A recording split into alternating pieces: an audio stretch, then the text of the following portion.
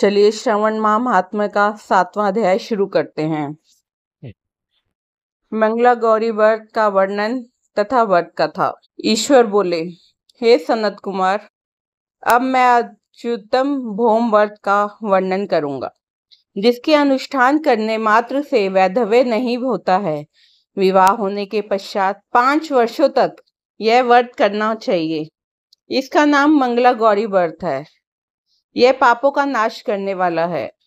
विवाह के पश्चात प्रथम श्रावण शुक्ल पक्ष में पहले मंगलवार को यह व्रत आरंभ करना चाहिए। केले के खंभों से सुशोभित एक पुष्प मंडल बनाना चाहिए और उसे अनेक प्रकार के फलों तथा रेशमी वस्त्रों से सजाना चाहिए। उस मंडप में अपने सामर्थ्य के अनुसार देवी की स्वर्णमयी अथवा अन्य धातु की बनी प्रतिमा स्थापित करनी चाहिए। उस प्रतिमा को 16 उपचारों से, 16 दुर्वा दलों से, 16 चावलों से तथा 16 चने की दालों से मंगला गौरी नामक देवी की पूजा करनी चाहिए और 16 बत्तियों से 16 दीपक जलाने चाहिए।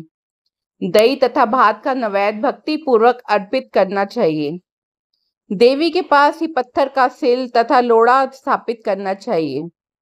5 वर्ष तक इस प्रकार से करने के पश्चात उद्यापन करना चाहिए। माता को वायन प्रदान करना चाहिए, जिसकी विधि आप सुनिए।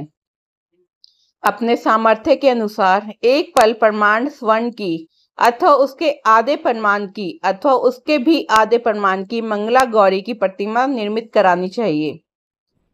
अपनी शक्ति के अनुसार स्वर्ण आदि के बने तंडुल पूरित पात्र पर वस्त्र तथा रमणीय कुंज की ओढ़नी रखकर उन दोनों के ऊपर देवी की प्रतिमा स्थापित करनी चाहिए। पास में चांदी की निर्मित सिल तथा लोढ़ा रख के माता को वायन प्रदान करना चाहिए। इसके बाद 16 सुवासिनियों को प्रयत्न पूर्वक भोजन कराना चाहिए। हे विप्र, इस विधि से व्रत करने पर 7 जन्मों तक सौभाग्य बना रहता है और पुत्र आदि के साथ संपदा विद्यमान रहती है। सनत कुमार बोले, सर्वप्रथम इस व्रत को किसने किया था और किसको इसका फल प्राप्त हुआ है? हे शंभो, जिस तरह से मुझे इसकी प्रति निष्ठा हो जाए, कृपा करके वैसे ही बताइए। ईश्वर बोले, हे सनत कुमार, पूर्व काल में कुरुक्षेत्र में श्रुतकीर्ति नामक एक विद्वान, कीर्तिशाली, शत्रु का नाश करने वाला, 64 कलाओं का ज्ञाता तथा धनुर्विद्या में कुशल राजा हुआ था। पुत्र के अतिरिक्त अन्य सभी शुभ चीजें उसे राजा के पास थी।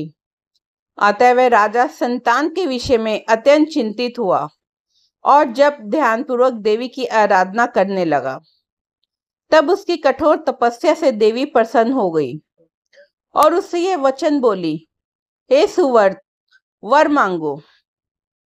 श्रुतकीर्ति बोला, हे देवी, यदि आप मुझ पर प्रसन्न हैं तो मुझे सुंदर पुत्र दीजिए। हे देवी, आपकी कृपा से अन्य किसी भी वस्तु का कोई अभाव नहीं है।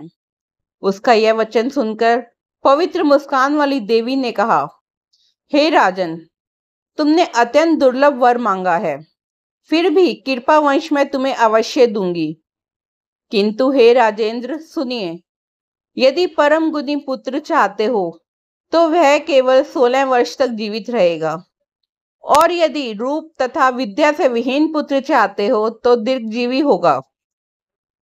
देवी का यह वचन सुनकर राजा चिंतित हो उठा और पुनः अपनी पत्नी से परामर्श करके उसने गुणवान तथा सभी शुभ लक्षणों से संपन्न 16 वर्ष की आयु वाला पुत्र मांगा।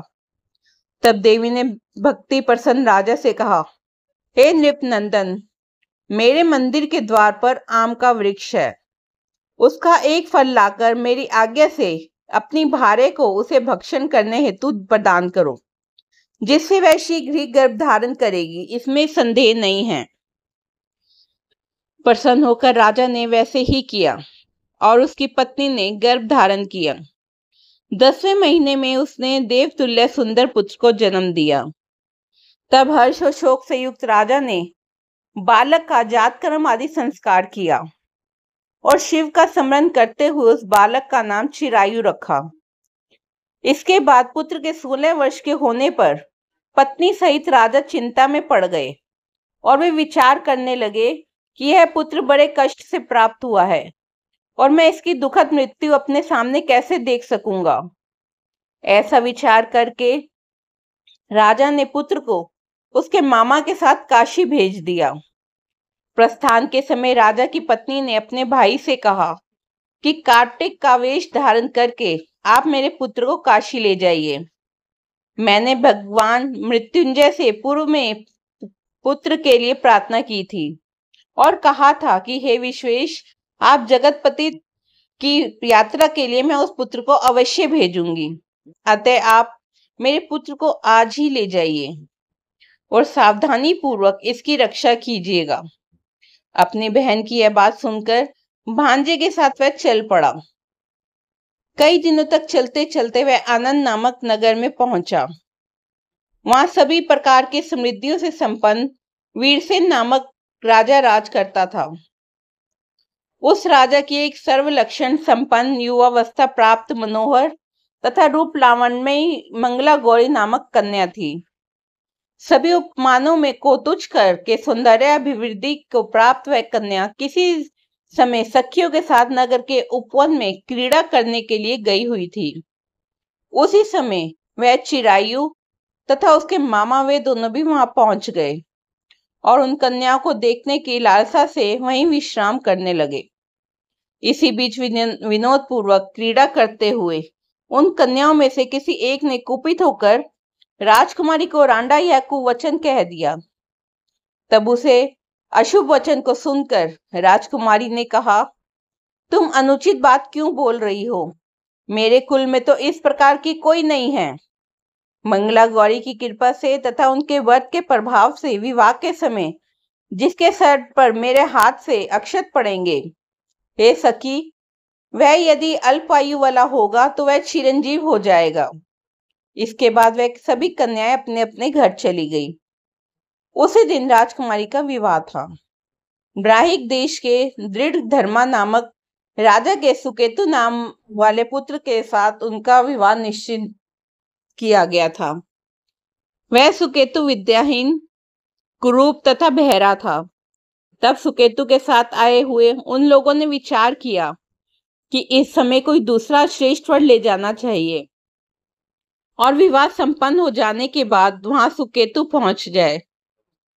उन लोगों ने चिरायु के मामा के पास जाकर याचना की कि आप इस बालक को हमें दे दीजिए जिससे हमारा कार्य सिद्ध हो जाए। इस पृथ्वी पर परोपकार के समान कोई दूसरा धर्म नहीं है। उनकी बात सुनकर चिरायु का मामा मन ही मन बहुत प्रसन्न हुआ, क्योंकि इसने उपवन से पहले ही कन्या मंगला गौरी की बातें सुन ली थी। फिर भी उसने एक बार कहा कि आप लोग इसे किस लिए मांग रहे हैं? कार्य की सिद्धि हेतु वस्त्र, अलंकार आदि मांगे जाते हैं, वर तो कहीं भी नहीं मांगा जाता। तथापि आप लोगों का सम्मान रखने के लिए मैं इसे दे रहा हूं। इसके बाद चिरायु को वहां ले जाकर उन लोगों ने विवाह संपन्न कराया। सप्तपति आदि के हो जाने पर रात्रि में शिव पार्वती की प्रतिमा के समक्ष उस चिरायु ने हर्षयुक्त होकर मंगल गौरी के साथ शयन किया। उसी दिन चिरायु के 16 वर्ष पूर्ण हो चुके थे और अर्धरात्रि में साक्षात काल स्वरूप सर्परूप में वहां आ गया। इसी बीच संयोगवश राजकुमारी जाग गई। उसने उस महासर्प को वहां देखा और वह भय से व्याकुल होकर कांपने लगी। तभी उस कन्या ने धैर्य धारण 16 उपचारों से सर्प की पूजा की और पीने के लिए उसे दूध दिया। उसने दीनता भरी वाणी में उस सर्प की प्रार्थना तथा स्तुति की। मंगला गौरी प्रार्थना करने लगी कि मैं उत्तम व्रत को करूंगी जिससे मेरे पति जीवित रहें। ये जिस तरह से चिरकाल तक जीवित रहे, आप ऐसा कीजिए। इतने में सर्प वहां स्थित एक कमंडल में प्रवेश कर गया और उस मंगला गौरी ने अपनी कंचुकी से उस कमंडल का मुंह बांध दिया। इसी बीच उसका पति अंगड़ाई लेकर जाग गया और अपनी पत्नी से बोला, हे प्रिय, मुझे भूख लगी है। तब वह अपनी माता के पास जाकर खीर, लड्डू आदि ले आई और उसके द्वारा भोज्य पदार्थ को उसने प्रसन्न मन होकर खाया। भोजन के पश्चात हाथ धोते समय उसके हाथ से अंगूठी गिर पड़ी। तांबुल खाकर वह पुनः सो गया।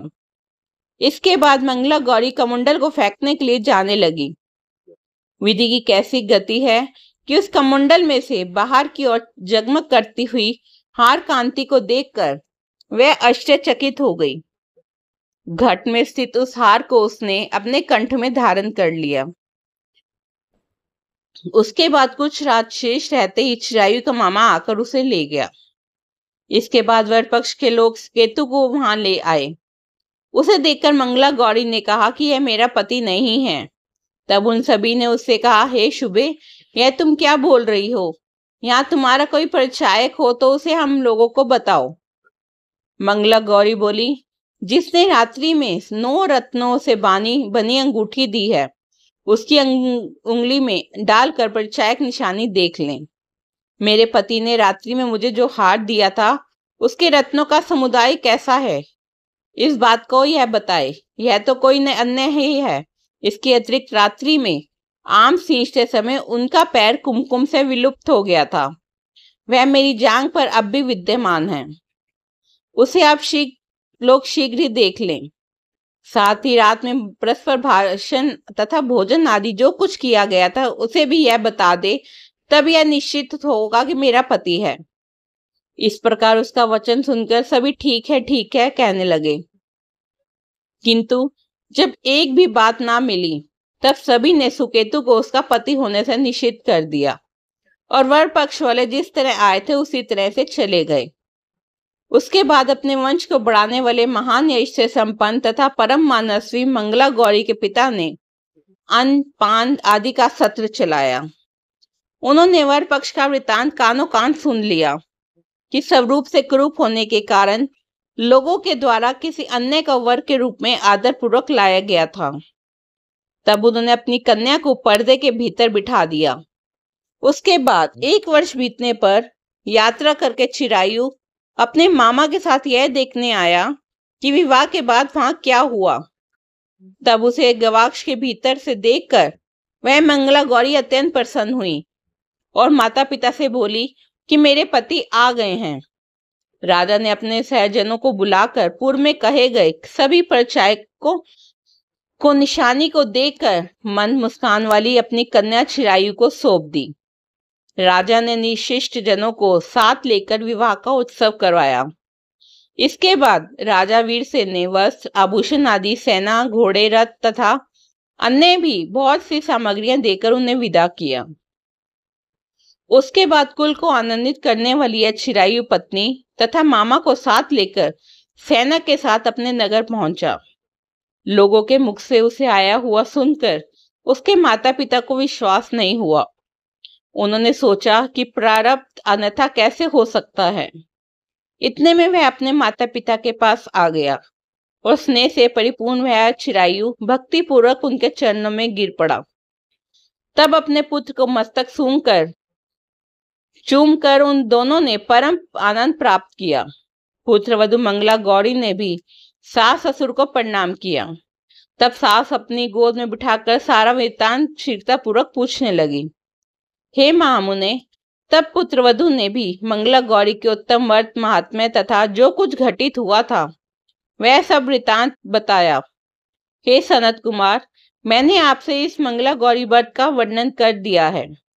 जो कोई भी इसका श्रवण करता है अथवा इसे कहता है उसके सभी मनोरथ पूर्ण हो जाते हैं, इसमें संदेह नहीं है। सूत जी बोले, हे ऋषियों, इस प्रकार शिवजी जी ने सनत कुमारों को यह मंगला गौरी व्रत बताया और उन्होंने सभी कार्यों को पूर्ण करने वाले इस व्रत को सुनकर महान आनंद प्रदान किया। इस मंगला गौरी व्रत के साथ ही 7वां अध्याय संपन्न हुआ।